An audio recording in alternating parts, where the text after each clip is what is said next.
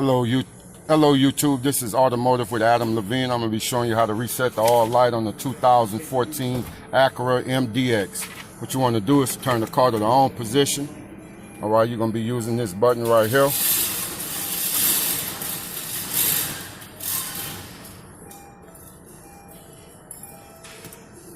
See how the dash lit up? Alright, go through your information. See vehicle settings. You're going to push it in. See how is it? Scroll.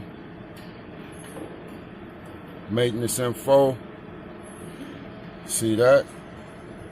This right here you use to go up or down. Reset. You see how it's on reset? You push it in. Push that in. Reset complete. Easy peasy. Subscribe to the page. Thank you.